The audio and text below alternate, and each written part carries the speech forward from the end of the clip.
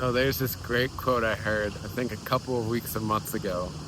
And do you hear the wind, by the way? It's so beautiful.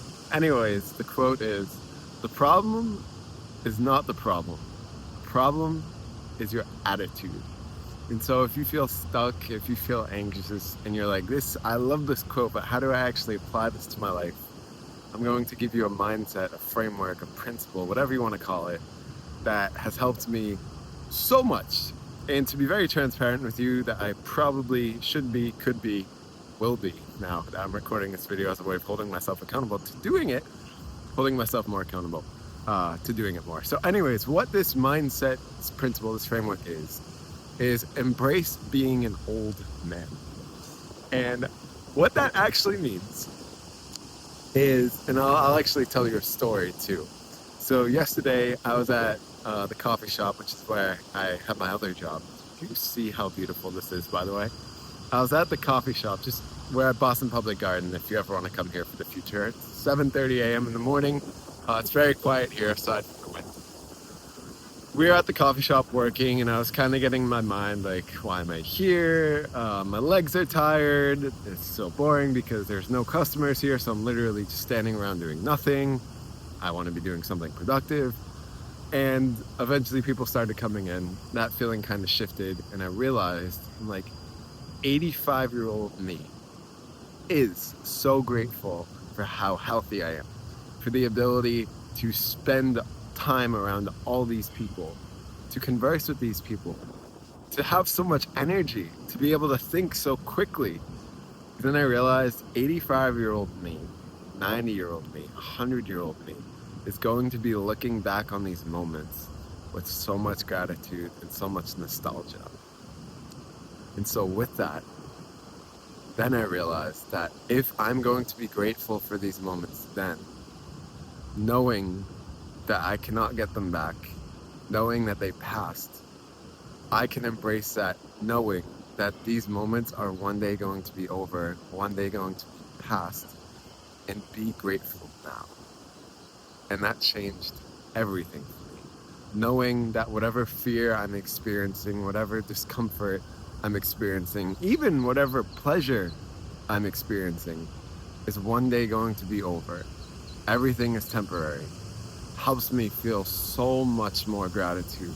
Helps me embrace being imperfect so much more. There's this quote I love from Brianna Wiest, who is a great self-help author. One of the books she wrote that I have read by her, it's called The Mountain Is You, that nature thrives on imperfections. And so kind of on that, realizing that, okay, Michael, this is imperfect. One day this is going to be over. Wow, there's literally no reason why I can't feel gratitude now. Even though I really want to build up the skill, even though I really want to accomplish this, like one day, it's going to be over.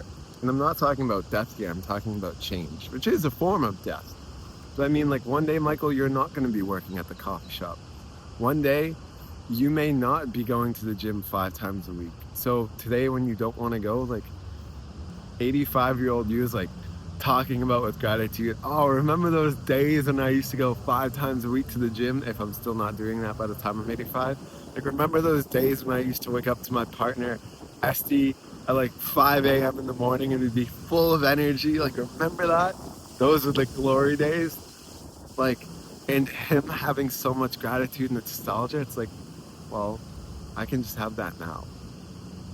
And I know sometimes we get so in our mind and so in our head about judgment or about anxiety about the future and thinking like, oh, how much longer is it going to continue, or I feel stuck. It's like, no, just remember that this is going to be over one day. Remember that you're going to be looking back at yourself exactly where you are now, whether you're in a hard place or an easy place or a fun place, fulfilling place, or somewhere in between, wherever you are in your life, whatever chapter of your life story you're in. You're going to be looking back with gratitude that that it's over and that you experienced it.